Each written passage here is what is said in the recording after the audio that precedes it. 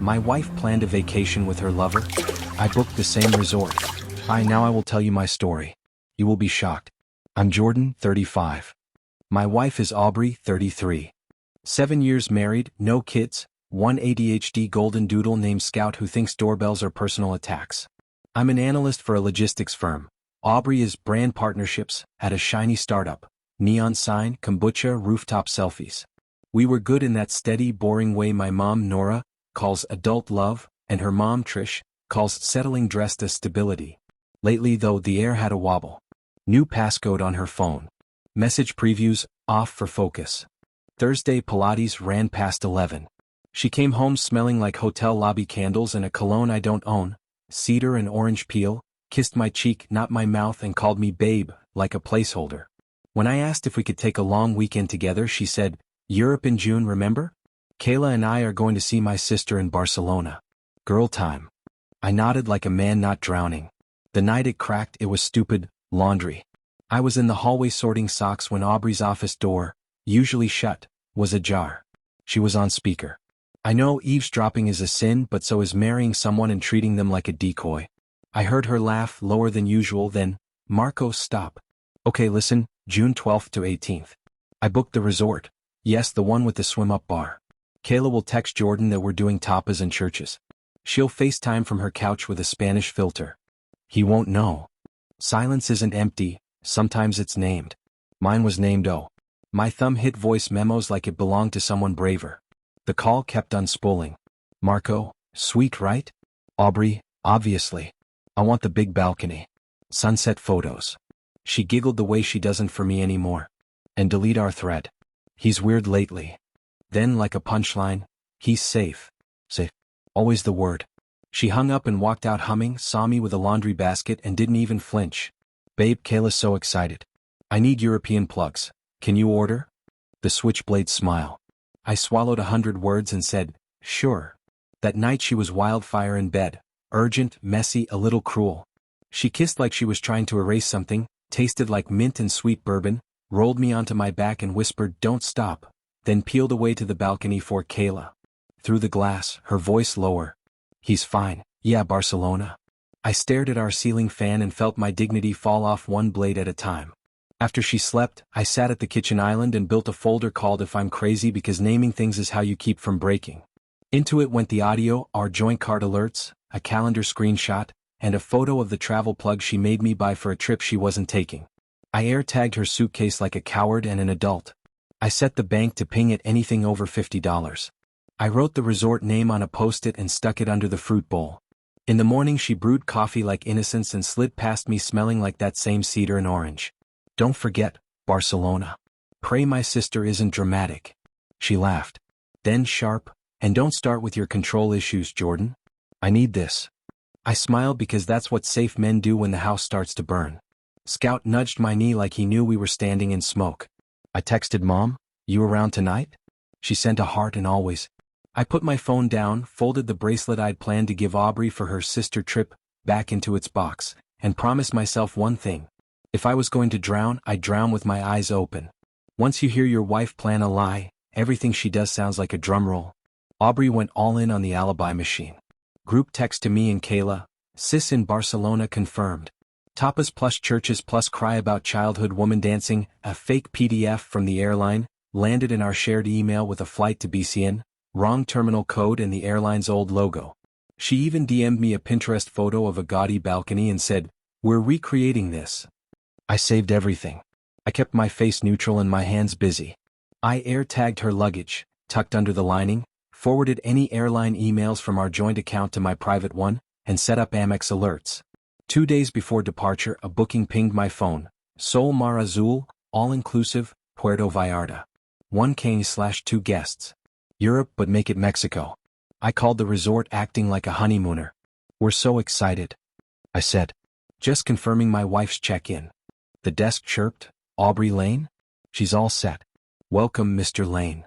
I recorded the call with hands that wouldn't stop shaking. I tried a soft probe at dinner. Your sister, won't she be working? Aubrey snapped like I'd tugged a wire. Jordan, don't start. She's Europe. We're Europe. Stop being controlling. Then she reached across, squeezed my fingers, and when I softened, she struck. "I need you to be cool," she said, smile sharp. Departure day, I offered to drive her. "No, Kayla's picking me up." 10 minutes later, "Kayla's here. Love you." Text popped up. I watched from our window as Aubrey climbed into an Uber alone. I followed in my car because apparently I'm this guy now. At the airport, she kissed my cheek, and only my cheek, smelled like lobby candle plus nerves, and headed toward International. Then she turned right at the last fork and scanned into a domestic gate. I took a photo with the sign behind her, Gate B12, PVR. In the parking garage, I texted Kayla, "Which gate are you two at?" She replied instantly, "D32, Barcelona." So excited. I sent the photo of Aubrey under B12, PVR. 3 dots. Then, "Okay. I'm so sorry." She said, "You knew. Don't drag me into this." She blocked me. On the drive home, I called the resort again and left a message for my wife in room 402. "Tell her I love her." Petty? Maybe. I wanted it on their system like graffiti. That night the AirTag pinged a blue dot nestled at Sol Mar Azul.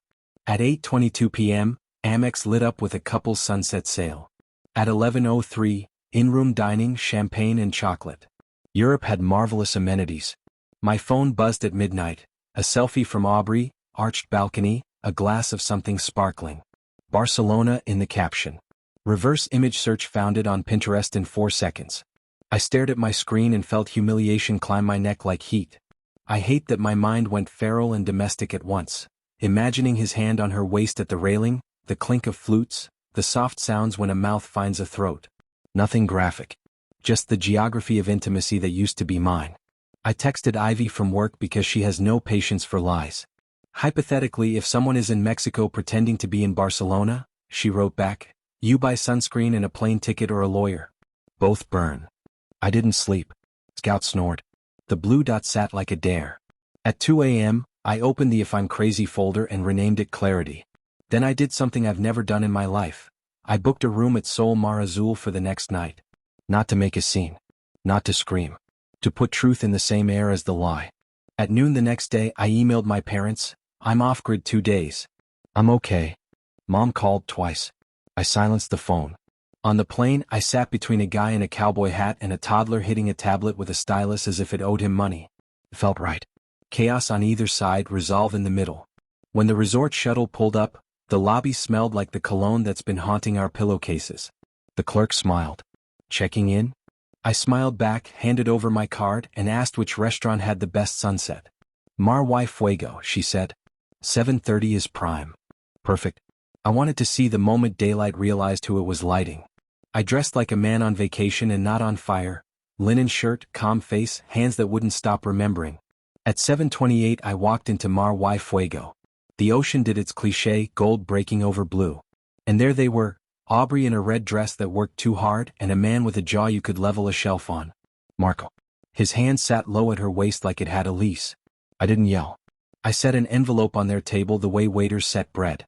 Inside, AirTag path, resort confirmation, my photo of Gate B12, PVR, the audio transcript where she choreographed Kayla's lie, and a copy of our prenup clause on dissipation. Aubrey's face did 3 expressions in a second: shock, fury, performance. Then she went brazen. "Jordan? Are you stalking me?" Heads turned. Marco leaned back like a cat who just remembered claws. "Buddy," he started, soft and condescending. I pulled out my chair and Saturday, "Hey Europe," I said to Aubrey and smiled in a way that scared even me. "How are the tapas?" She knocked the envelope to the floor with the back of her hand, chin lifted. "You're pathetic. You couldn't handle me wanting joy, so you flew here to ruin it." Then, "And the gear shift will haunt me," she dropped to her knees on the restaurant tile. Actually slid down. Palms up, mascara already tracing. Okay, please," she whispered, grabbing my wrist. I panicked. It was supposed to be Kayla, then Marco had points. She hiccuped. "We were just talking. I missed my husband. I was going to call you, I swear." Behind her, the waiter froze with a tray of ceviche like this was above his pay grade. Marco stood, jaw slower than his eyes. "We should take this private," he said to me like he lived here. I turned to him. "Do you work with her?" He blinked. "Sometimes." I held up my phone. The speaker played the lobby recording from check-in. "Ms. Aubrey Lane, 2 guests, welcome." Then the clip of her call. "Kayla will FaceTime with a Spanish filter." Aubrey lurched up, fury back. You recorded me? That's abuse. Then, knees again, she clutched the hem of my shirt. Please, Jordan. I'll fix it. Therapy. Post-nup. Passwords. I'll go live and say I'm the villain. Just don't end me. The manager appeared, empathy face on. Senor, perhaps the lounge? I nodded. In the dim corner, Aubrey sat, shaking. Marco hovered, then his phone buzzed, color drained. He muttered, I need to take this, and slipped away like a rental tux. So, I said quieter. Why him? She laughed once, sharp, then broke into wet sound. Because he made me feel chosen when I felt ordinary. Because safe started to sound like small. Because I am stupid. She looked up, eyes cracked wide. Also, there were others. Before him. A vendor in LA. What? I signed an NDA. We didn't, she swallowed. I'm a liar. That's the truth. Unexpected twist number 2. The manager returned with security. Behind them, a woman my age, furious, pointing at Marco across the bar. You again? She snapped at Aubrey. He promised he'd stop. What? Girlfriend? The room tilted. I stood. We are done here. I slid the prenup copy across. Every dollar you spent on him is coming back. I'm flying home in the morning. You will not follow. Aubrey reached for my shoes, kissed the leather like penance. Please, she sobbed. Don't make my life be this. Your life is whatever you build after you stop lying, I said, and left her there in a red dress that finally fit the emergency. I flew home sick with the kind of tired that lives in bone. Scout lost his mind like he'd been guarding the Republic. I slept for 4 hours, then texted both families. Brunch. My place. Sunday. Bring honesty. My mom, Nora, replied with a heart and I'll make quiche. My dad, Mike, wrote, I'll bring a toolbox. Trish sent, we support our daughter. Her husband, Rick, texted a golf meme. Kayla was radio silent. They came with casseroles and opinions. Aubrey arrived last, sunglasses like armor, voice already sharp. Are we doing this like a reality show? She sneered. Cool. Then, whiplash, she slid to her knees in the entryway, palms up, mascara preloaded.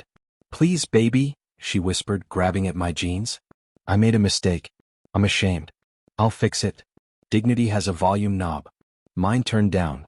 I airplayed the receipts. The call where she choreographed Kayla's lie, the resort desk confirming 2 guests. My photo under gate B12, PVR, the couple's sale charge, her Pinterest Barcelona selfie. The living room went quiet enough to hear Scout groan into his bed like even he was over it. Trish exploded first. This is a smear, she snapped. Context matters. Aubrey is under stress. You're humiliating her. Nora's nurse voice came out calm and surgical. Humiliation is a symptom, not a treatment. Mike just tightened a cabinet hinge that didn't need it. I played the last clip, Aubrey telling Marco, he's safe. The word hung like exhaust. Aubrey started sobbing hard enough to curl. I'm a liar, she gasped. I hate this person. I'll sign anything. Post-nup. Therapy every day. I'll sleep on the floor. She looked up, face wet and wrecked. I didn't mean to be this. Kayla finally cracked. He told me you knew, she blurted. I'm sorry. She said it was Europe. I didn't, Trish rounded on her. You don't speak. Then the skeleton parade. Nora asked gently, is this new? Aubrey flinched. There were almosts, she whispered. It was gray.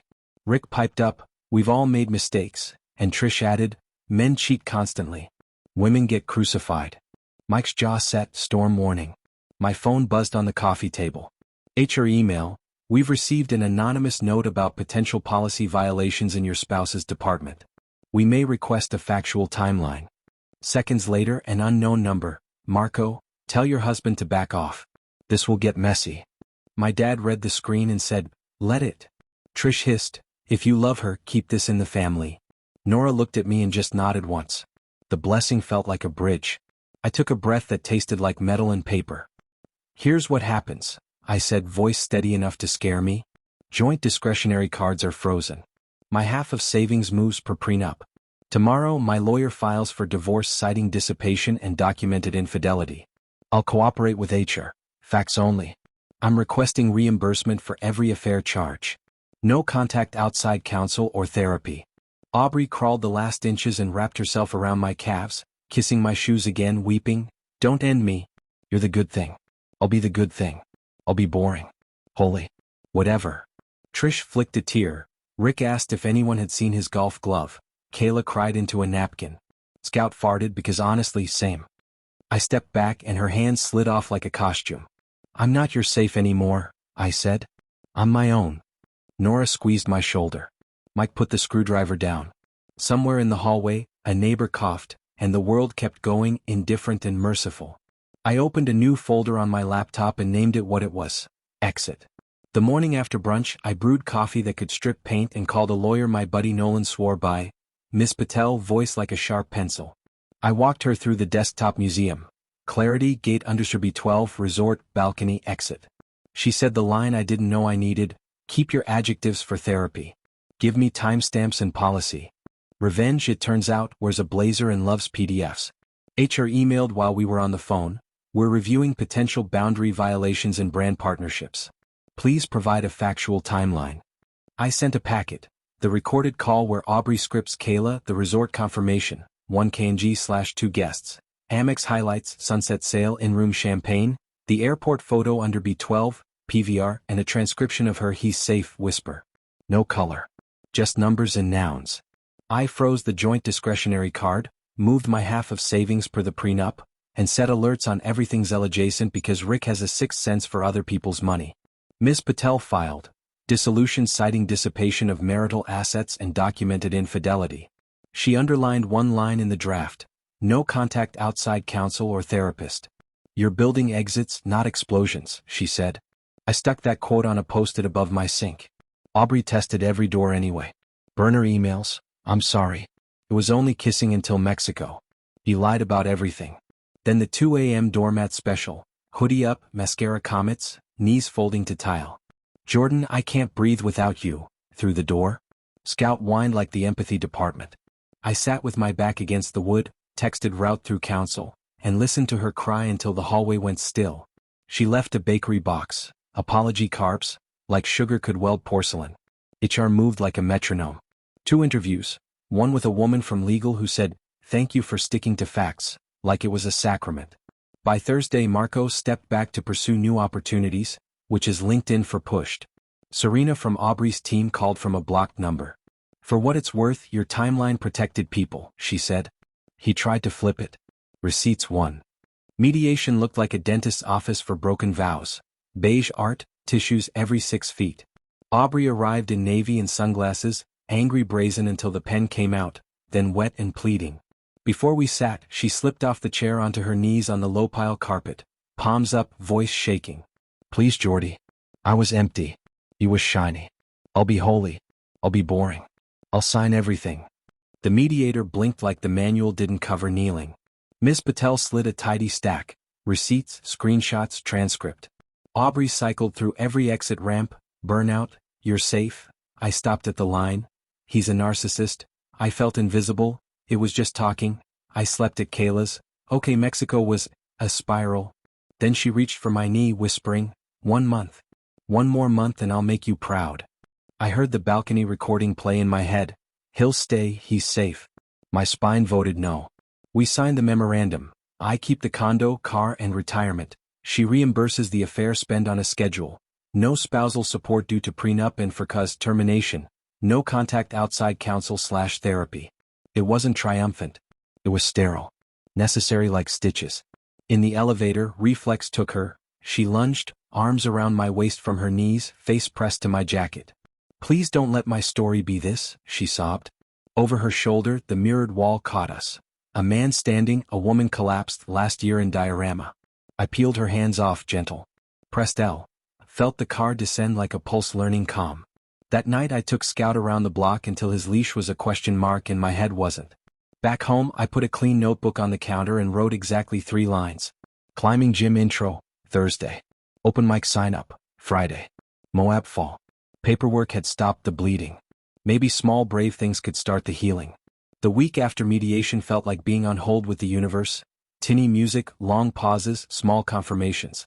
HR thanked me for my professional cooperation, which is corporate for you brought receipts and didn't gossip. Miss Patel emailed, decree pending. You're almost through. Almost felt like a bridge I could see. Aubrey executed the final numbers in the Beg Then Burn tour. First the brazen. Buzzed my intercom non-stop, stomped into the lobby in sunglasses, chin high. "You think you won?" she hissed by the mailboxes. "Enjoy being safe. No fire." The doorman pretended the certified letter in his hand contained solutions to global problems. Then she cracked on schedule, slid to her knees on lobby tile, palms up, mascara meteors. "Please, Jordan," she hiccuped, grabbing my wrists. "I'll shave my head.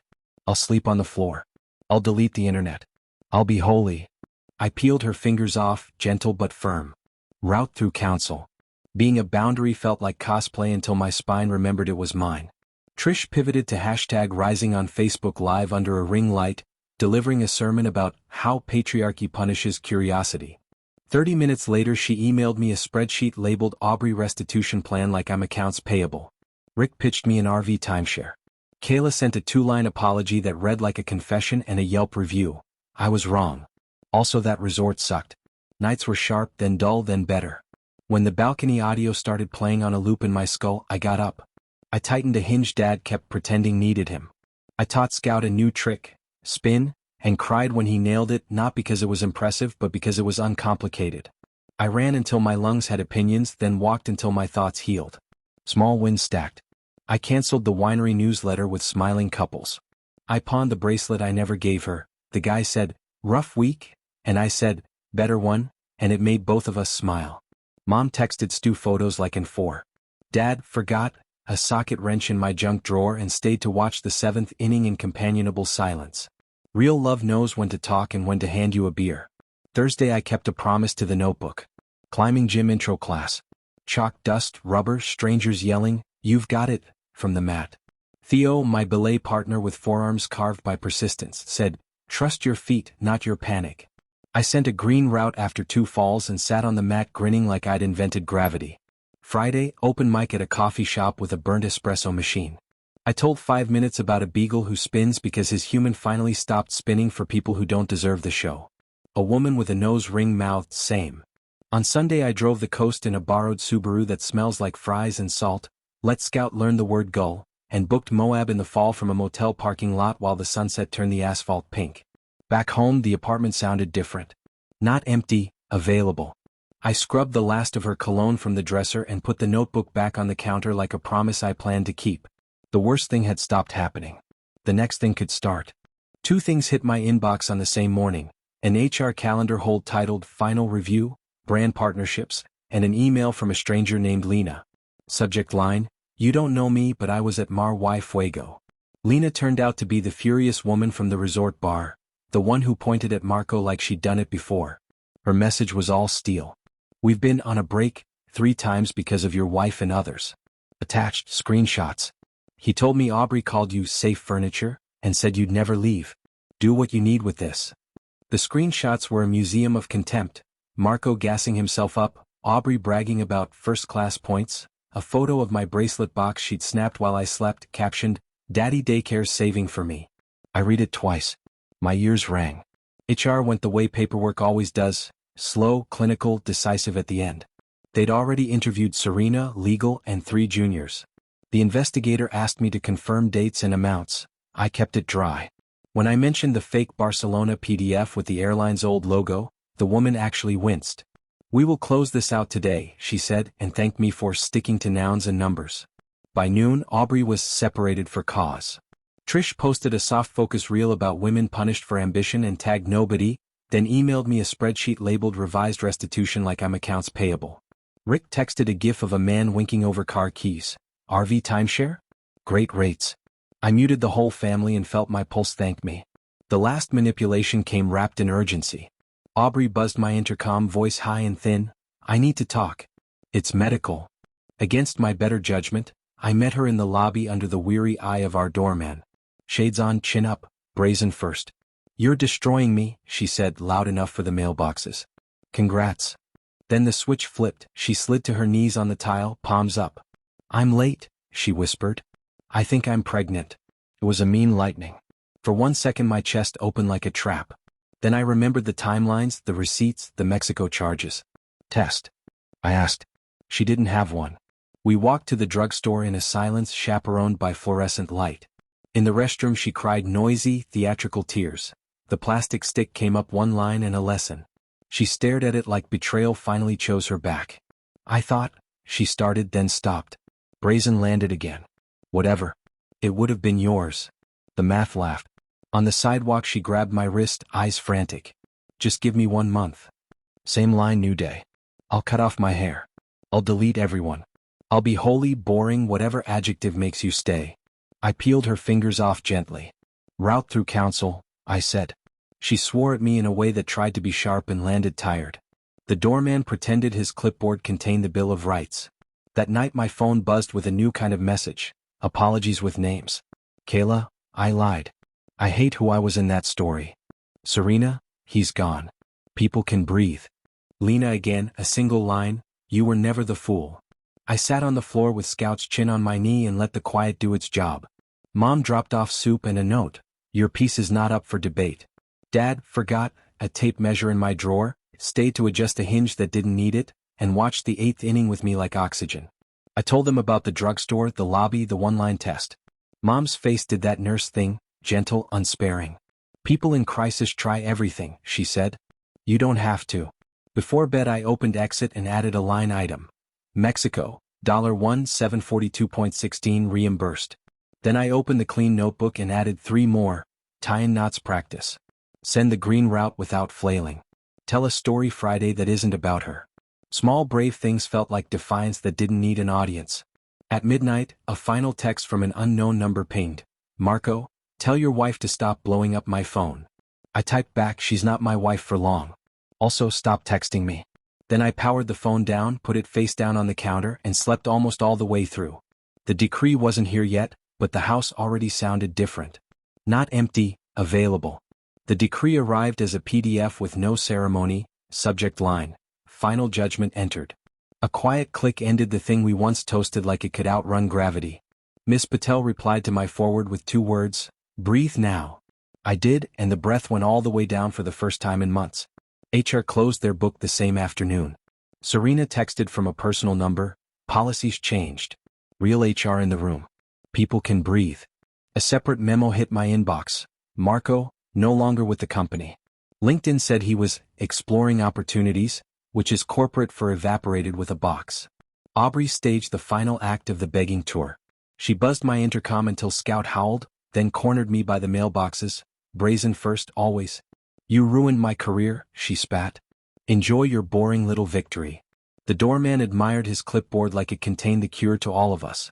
Then the switch. She folded to her knees on the tile, palms up, mascara already breaking loose. Please, Jordan, she hiccuped. I'll sell my bags, shave my head, delete everyone. I'll be holy. I'll be boring. I'll be whatever you need. Don't let my life be this. I peeled her hands off gently. We're past the part where performances count, I said.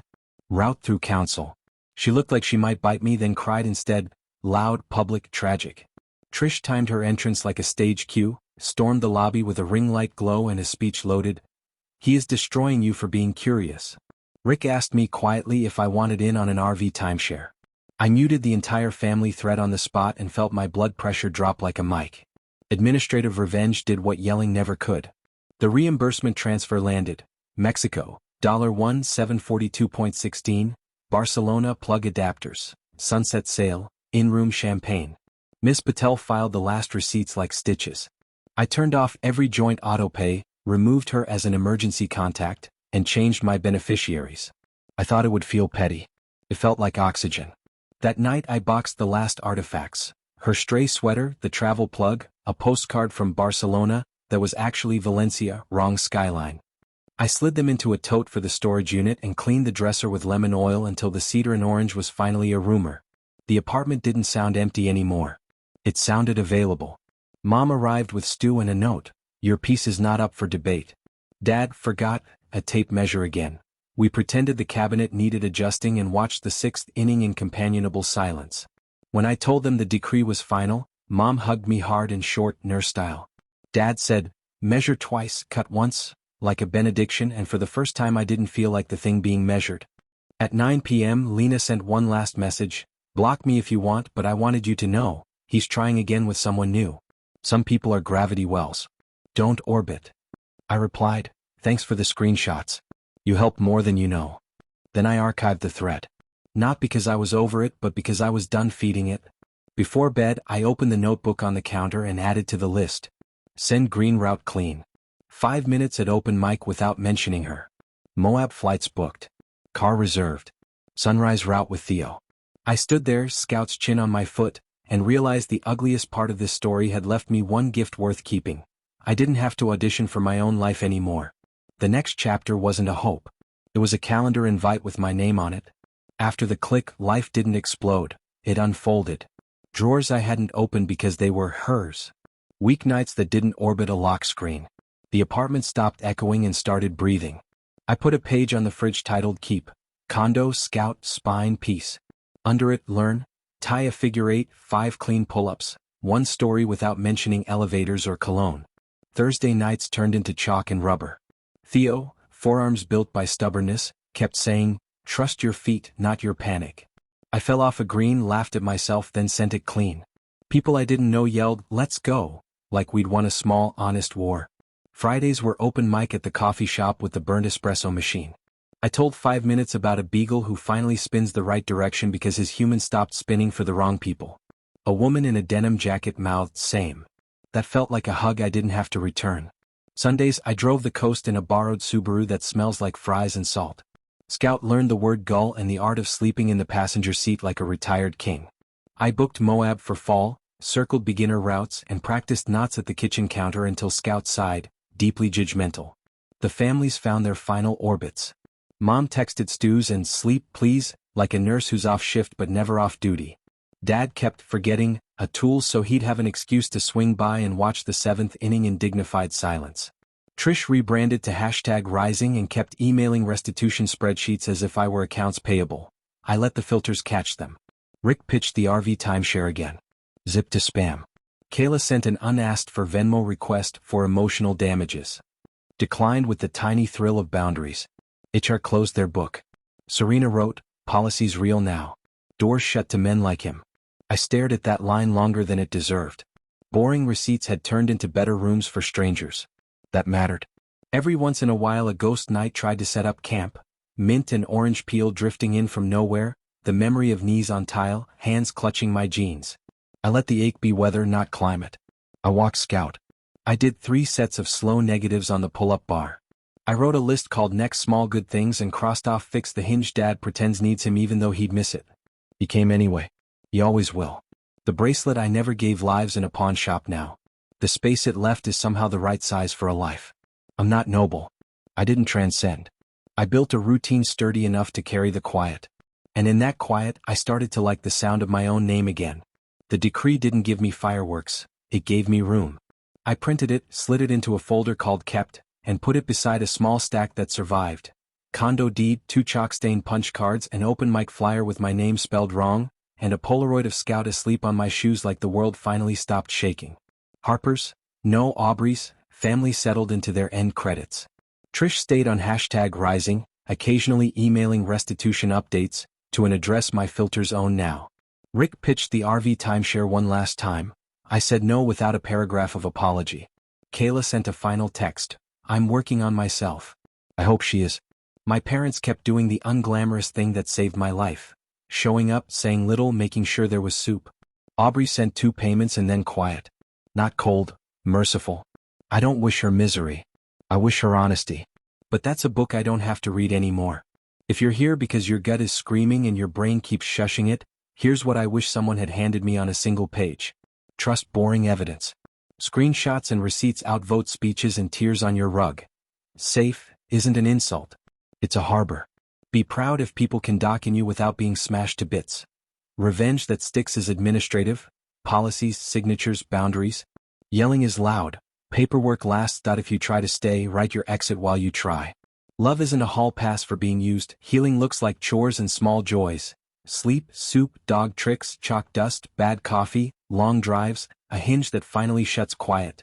Your worth isn't a reflection in someone else's pupils. Be your own gravity. Next month I'm flying to Moab. Theo's meeting me for a sunrise route I have no business on, which is exactly why I'm going. I used to think safe meant boring. Turns out it means steady enough to build on. That's what stayed. That's mine now. I have many other stories. Go to my channel, subscribe so you don't lose us.